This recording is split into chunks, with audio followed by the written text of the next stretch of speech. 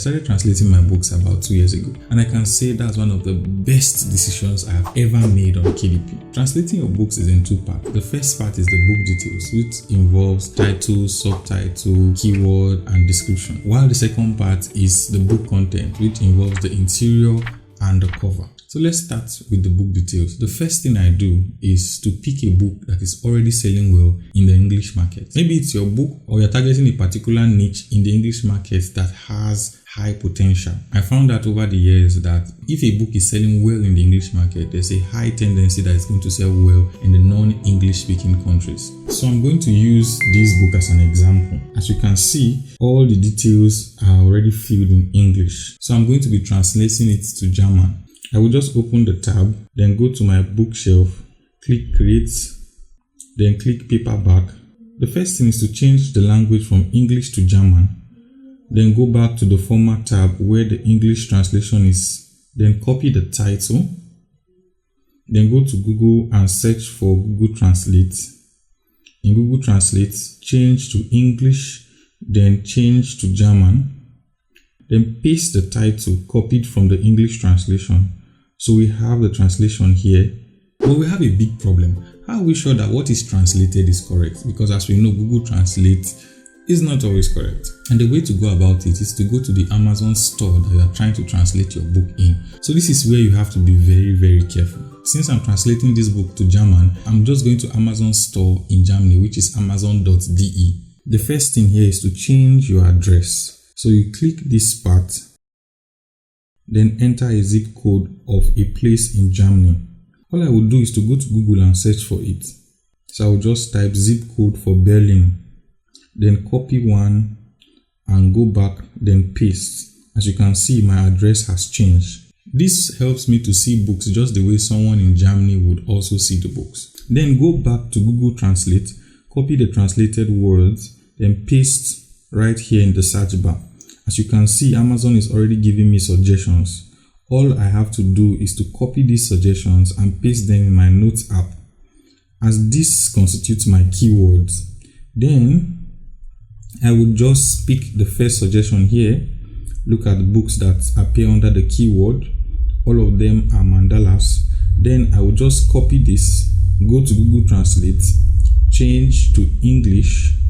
As you can see, what this means is mandala coloring book for adults. Since I copied it from Amazon suggestion itself, I can just go and safely paste it in my book titles.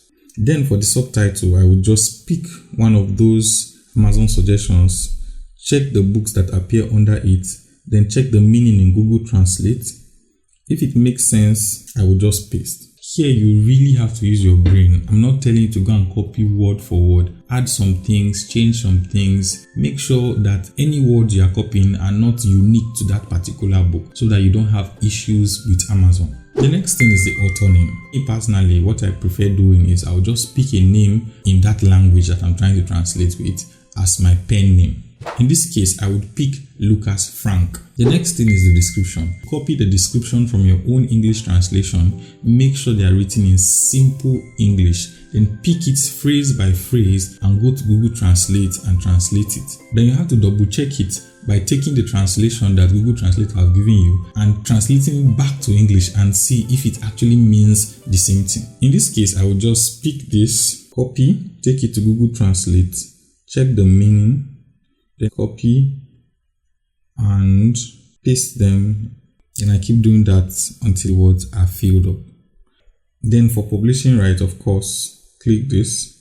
The next important thing is your keyword. Remember those suggestions that Amazon gave us that we saved in our Notes app? This is the time to use them. But before we use them, we have to verify them. And the way to verify them is to go to Amazon search by itself in the market. For example, in this book, I'm doing amazon.de, which is the German market. I'll just paste it on the search bar and check for the books that appear under it. Make sure that those books that appear under it are related to my own type of book. Then I can go to Google Translate itself, check the translation to see if it actually makes sense in English before copying it and pasting it as my keyword.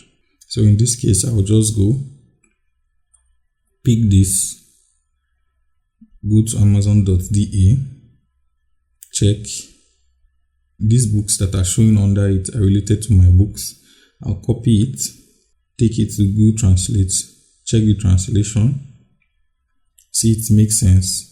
Then I'll go to my keywords, then paste. Then I keep doing that until my 7 backend keywords are filled up.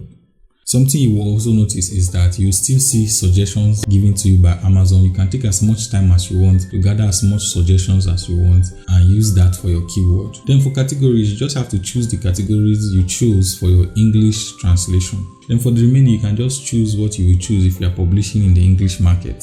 So we are going to the next part of translation, which is the paperback content itself. And click assign me a free ISBN. Publishing date, just leave it. Print option, black and white interior with white paper. Trim size, for this book I'm going to be using 8.5 times 11. Then bleed settings, I'm just going to pick bleed. Then paperback cover finish, I'll choose Matthew. Then for your interior, if you have anything written in your interior, maybe you're making a journal for example, then you have to go to Google Translate and translate it to the language you want to translate it to. You find out that Google Translate will be accurate translating a single word like date, like time, like things I'm grateful for. All these regular everyday English phrases are more accurate than maybe a complicated phrase or a complicated sentence. So for this book that I'm doing, it's a coloring book, so there is nothing written down in English whatsoever. I'm just going to leave it and upload it just the way it is, and the next thing is to go to my cover. So you have to go back to the design software that you use to design your English translation cover. Then copy the book title that you already have in your book details on Amazon and paste it in your cover. Make sure you retain the same design structure that you have in your English translation. So the font has to be the same and the size has to be the same, though there will be a little bit of changes because the words are not exactly the same, but it should have similar structure. As you are done, you can just upload your book. The next point is your paperback pricing and rights. The point here is that you want to choose the country that your book is going to be translated into as your primary marketplace. Then you want to go back to that particular marketplace. Check the books that are similar to your book. Look at their pricing structure. Pick a range. For me, I recommend you pick the highest range, especially if your book has good quality. I also noticed that some of my sales from the US market come from these translated books. So you want to make sure that your US price are set properly too. So you don't just leave it automatically. You add a price and make sure that the price makes sense. Then hit the publish button. If you have not already subscribed, hit the subscribe button. If you want to translate your books to other languages like French, Italian, Spanish, you can just follow the same process that I've showed you here. Now that you have known how to translate your books, then you can just watch this video here that will show you the 5 most profitable niches in KDP that will help you boost your sales.